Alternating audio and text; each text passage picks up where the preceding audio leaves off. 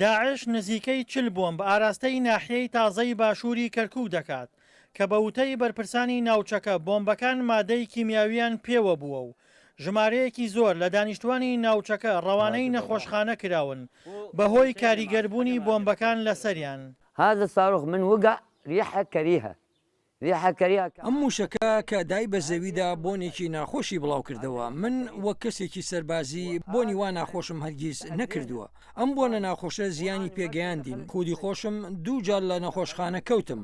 خوا دەست بە باڵی دکتۆرەکەمان دکتۆر حەیدەرەوە بگرێت، ئەو بە تەنیا هەر خۆی کار دەکات. دەبوو پزیشکانی پسپۆر بێن ببینە ئەم موشەکە چۆن زیانی تەنانەت بەم باڵندەیەش گەیاندووە.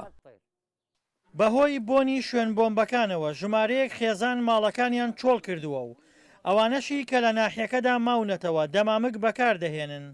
5 کیلۆمەتر دوورنەوە تا لەورە نالایە و دارەکان بە هاوەناتەگەی هاوەنات ساگێتەدا دوێنێ 24 کلیان نێداوە لەم ناوە لێرە تا کەوتەواجنە 24 کل قەوتە لەو ناوە ئەمە لە دوێنەوە لە وەهای زعاج بوونە لەم بۆنە ئەڵێن بۆنی کیمیاویە بەس لە بۆنی کیمیاوی پیسترە من حەلەبچە و دیوە لە وەختی خۆی بەس ئەمە لەوەش پیسترە.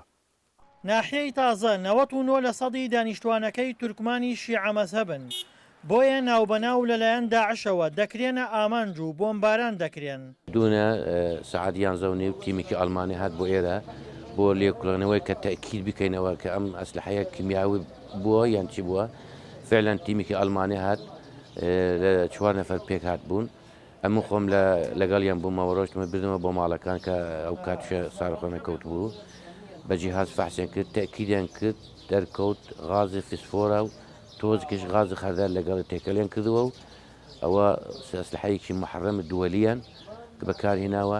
دەستگا ئەمنیەکان ئەو خێزانانەیان ئاگادار کردووەتەوە کە بۆم بەر ماڵەکانیان کەوتووە بۆ ئەوەی نەگەڕێنەوە بۆ سەر ماڵ و حاڵیان. دڵشادنوەر، دەنگی ئەمریکا، پارێزگای کەرکووک.